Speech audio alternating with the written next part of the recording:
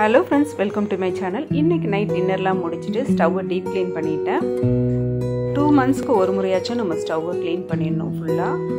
Clean பண்ணாதான் ரொம்ப அழுக்கு பிடிக்காம இருக்கும்.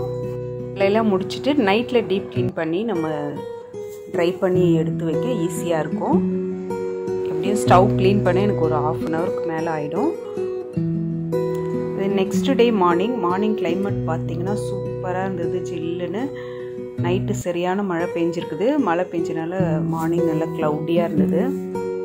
எப்போவுமே டெய்லி மார்னிங் எழுந்ததும் நம்ம செடிங்களெல்லாம் பார்த்துட்டு தான் நெக்ஸ்ட் வேலையை ஸ்டார்ட் பண்ணுவேன்.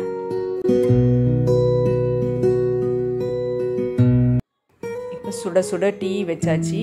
டீ வச்சு குடிச்சிட்டு மற்ற வேலையை ஸ்டார்ட் பண்ணிடலாம். இன்றைக்கி மார்னிங் பிரேக்ஃபாஸ்ட்டுக்கு வந்து சப்பாத்தி தான் செஞ்சுருக்கேன். சப்பாத்தியும் தக்காளி தொக்கும். இந்த சப்பாத்தி தட்டுற ஷீட் வந்து ஒமேகா கிளாஸ்வேரில் வாங்கியிருந்தேன். இது நல்லாவே யூஸ்ஃபுல்லாக இருக்குது. மார்னிங் பிரேக்ஃபாஸ்ட்லாம் முடிச்சுட்டு பாடி சரவணா ஸ்டோருக்கு கிளம்பியிருந்தோம். வீட்டுக்கு தேவையான திங்ஸ் எல்லாம் கொஞ்சம் வாங்க வேண்டியிருந்தது.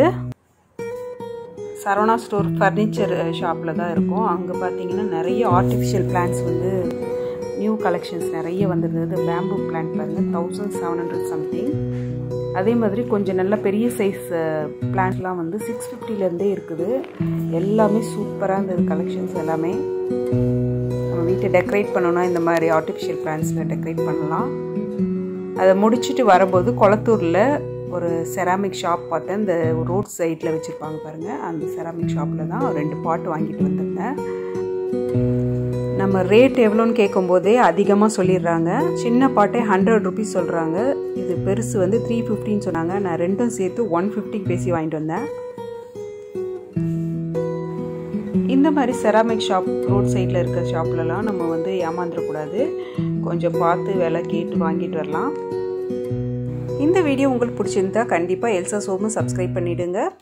லைக் பண்ணி உங்கள் ஃப்ரெண்ட்ஸுக்கெல்லாம் ஷேர் பண்ணி விடுங்க. நீங்கள் கொஞ்சம் சப்போர்ட் பண்ணால் தான் எனக்கு அடுத்தடுத்த வீடியோ போடுறதுக்கு கொஞ்சம் மோட்டிவேஷனாக இருக்கும்.